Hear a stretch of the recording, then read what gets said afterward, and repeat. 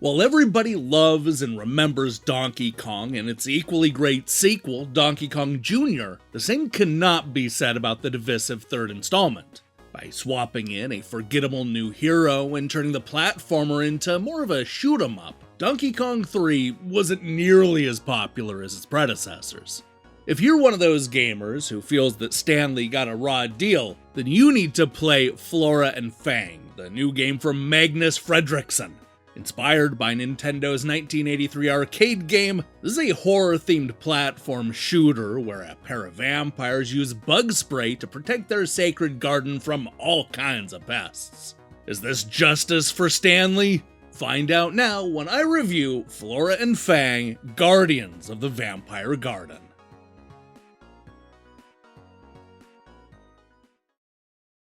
Flora Fang is the kind of action game that wears its inspiration on its sleeve. And I don't just mean the obvious nods to Donkey Kong 3, but also a lot of other arcade games from the 1980s, like Bubble Bobble and Ghosts and Goblins.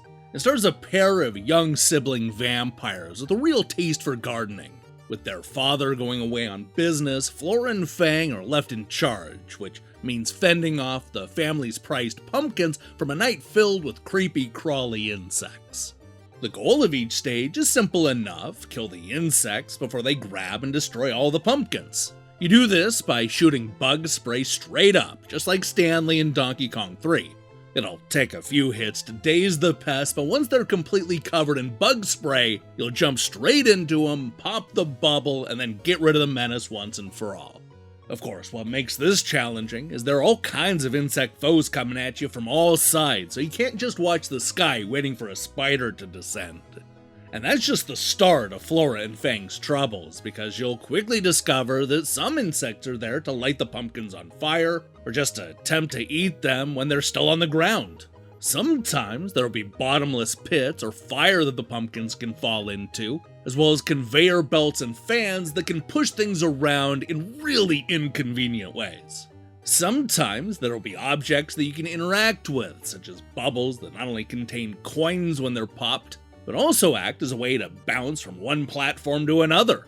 The game does a good job of combining all of these obstacles and hindrances, creating some devilishly difficult stages towards the end. The wildly different level designs will also keep you on your toes. There are many that are more vertical, creating tight, claustrophobic stages where you'll need to climb staircases or a tree. At the same time, there are just as many stages that are flat and horizontal, offering a more traditional level design where you mostly just run left and right.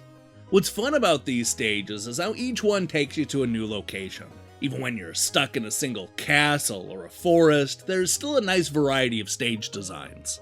You'll also find that there's some fun nods to classic games in the locations, such as stages that resemble Castlevania. While the gameplay is extremely simple, the game does a good job of adding a little depth as you go along. This comes in the form of an upgrade shot that'll let you buy a more effective spray gun, change out your running shoes, install a coin magnet, and even add more hearts to your life bar. There are also special items that you can use mid-levels, such as the green frog, Bug's Bane, and a snowman. These will definitely help you attract and kill the pests, and best of all, they can be upgraded over the course of the game. There are also power-ups and temporary weapons that you can get by killing ghosts, such as a laser gun or a flamethrower, or just an item that stops the enemies in their tracks. As a throwback arcade-style action game, Flora Fang delivers where it counts. It looks great, has simple gameplay, and the short cinemas between the worlds help to tie everything together. It's also surprisingly long, with 6 different worlds to complete, with most of them having 11 stages and a boss fight. Now, it is worth mentioning that one of the worlds is nothing more than a bunch of levels parodying famous arcade games like Q*bert, Space Invaders, and the original Mario Brothers. These stages are a lot of fun, but they feel kinda strange being dropped in the middle of the game. It's almost as if the game gives you an arcade-themed intermission. While I certainly love how much mileage the developers were able to get out of this bug spray conceit, I gotta admit that I found that it ran out of steam towards the end. Sure, it kept adding new obstacles and making things more challenging, but the action starts to feel a bit repetitive after a while. It made me yearn for more power-ups to buy or helpers to upgrade. Then again, it could also be that you won't feel the repetition as much if you played in shorter doses. I played through the game in several long chunks, which is probably not the optimal way to experience Flora and Fang. One thing that I really liked about the storytelling was how it resembled a children's book, right down to the silly rhymes. This is something that I actually wanted to see more of. We occasionally get cinemas that explain where we're headed next, but they're missing the fun rhyme-time story structure. Look, this is not a real complaint, but rather it's me yearning for more of the qualities that I liked about the game. The same goes for the levels based on old arcade games. It's cool that they're there, but I would have liked a few more. Perhaps it's just me being greedy. The truth is, there isn't a whole lot for me to complain about because Flora and Fang checks off all of the boxes. It's a throwback action game that both looks and plays the part, while offering a lot of content, some cool upgrades, fun bosses, and even stages based on old school arcade games. Best of all, it's only $9. It's only 36 quarters. I definitely would have spent more than 36 quarters playing this in the arcade.